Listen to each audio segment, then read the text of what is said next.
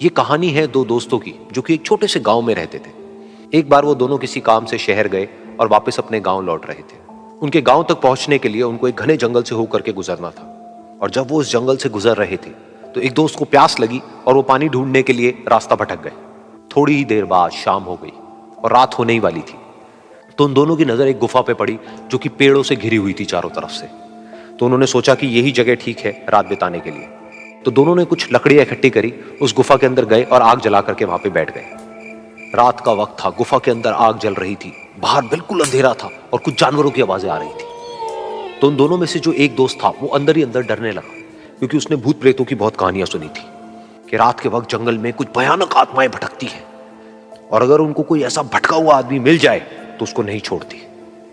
तो जब उसने भूत प्रेतों की बात अपने दोस्त से करी तो उसके दोस्त ने हंसते हुए उससे पूछा, क्या कभी तूने किसी भूत को देखा है?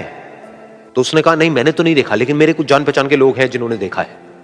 तो उसके दोस्त ने उसको समझाने की बहुत कोशिश करी कि यार ऐसी सुनी सुनाई बातों पर विश्वास नहीं करते हैं, अब तू सो जा और मुझे भी सोने दे, मुझे नींद आ रही है। और इतना कह करके उसका दोस्त वहीं पर लेट गया और थोड़ी देर में सो गया। लेकिन वो जो अंदर से डरा हुआ था वो लेट तो गया, लेकिन उसको नींद नहीं आ रही थी। उसको लग रहा था कि शायद यहां पर कहीं कोई है जो छुप करके कहीं से उसको देख रहा है।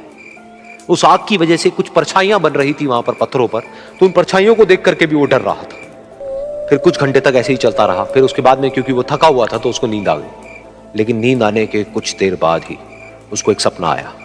सपने में उसको एक बहुत ही भयानक परछाई उसकी तरफ बढ़ती हुई नजर आई। अब जैसे जैसे वो अंदर से डरता चला जा रहा था, वो परछाई उसके और पास आती चली जा रही थी और बड़ी होती चली जा रही थी। और उस परछाई में एक हाथ उसको नजर आया जिसके बड़े बड़े नाखून थे, और वो हाथ उसकी तरफ बढ़ता चला गया और उसके गले तक पहुंचने ही वाला था कि तभी वो डर करके एकदम से उठा।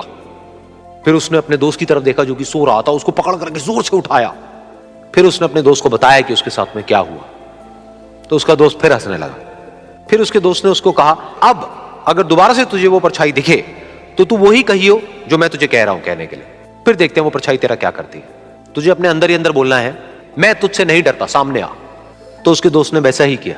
थोड़ी देर बाद दोबारा से उसको सपने में वही परछाई नजर आई और वो परछाई धीरे धीरे उसकी तरफ बढ़ने लगी। लेकिन इस बार वो उस परछाई से डरा नहीं, बल्कि अपनी पूरी हिम्मत जुटा करके उसने वही कहा, मैं तुझसे नहीं डरता, सामने आ। मैं तुझसे नहीं डरता, सामने आ। मैं तुझसे नहीं डरता, सामने आ।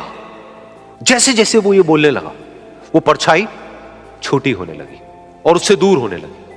वो बोलता रहा, वो परछाई छोटी होती रही और धीरे धीरे वो परछाई दिखनी बंद हो गई। बिल्कुल ऐसा ही हमारी जिंदगी में भी होता है। हमारे अंदर जितने भी डर है, उससे हम जितना डरते हैं हम उतना ही छोटे होते चले जाते हैं और वो डर उतने ही बड़े होते चले जाते हैं। लेकिन अगर हम अपने अंदर के डरों से नहीं डरते हैं और उसका सामना करते हैं तो दुनिया का ऐसा कोई भी डर नहीं है जो कि हमें डरा पाए।